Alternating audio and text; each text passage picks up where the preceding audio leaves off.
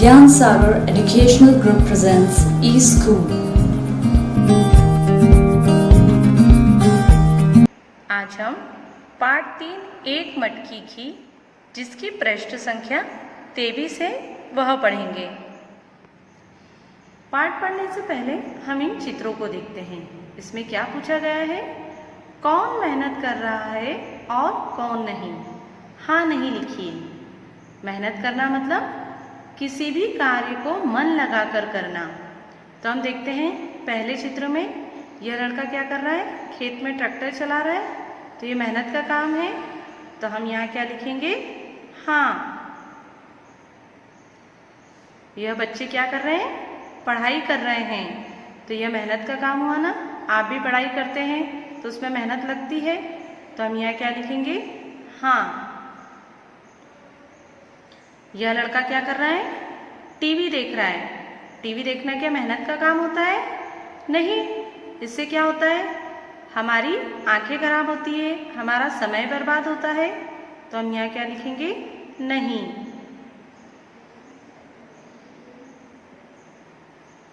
यह लड़की क्या कर रही है? यह लड़की बर्तन साफ कर रही है, तो यह मेहनत का काम हुआ?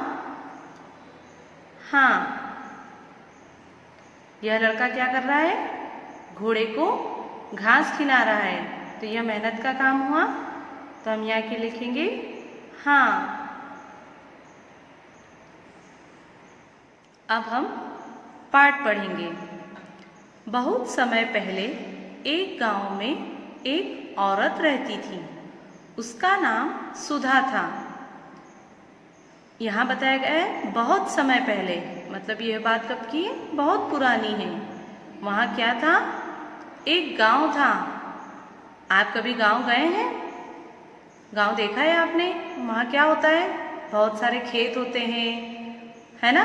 आपने देखे होंगे ना, वहाँ पे बहुत सारे खेत होते हैं और वहाँ पक्की सड़कें नहीं होती है। बहुत सारी गाय होती है, भैंस होती है, तो उसे हम क्या कहते हैं? गांव कहते हैं। और वहाँ कौन रहती थी? एक औरत रहती थी। उसका क्या नाम था? उसका नाम सुधा था। सुधा बहुत मेहनती और समझदार थी। उसके पास एक भेड़ थी। अच्छा, सुधा कैसी औरत थी?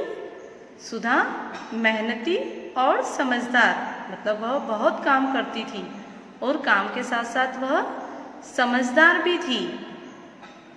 और उसके पास क्या थी? एक भेड़ थी। आपने देखी है कभी भेड़?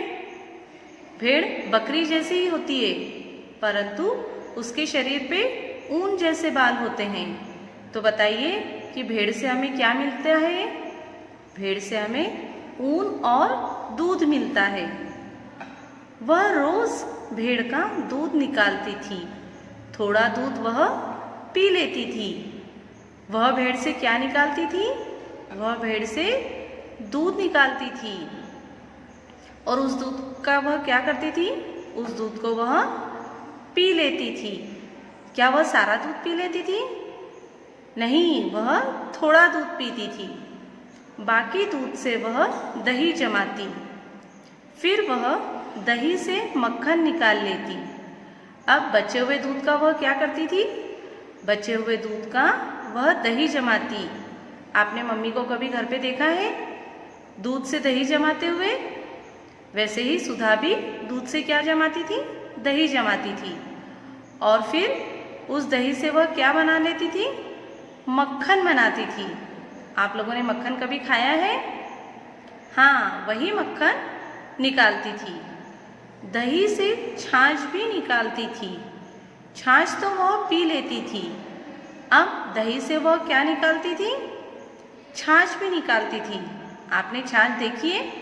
जो बिल्कुल सफ़ेद रंग की होती है और बिल्कुल पतली होती है, उसे हम क्या कहते हैं? छाछ कहते हैं। और छाछ का वह क्या करती थी?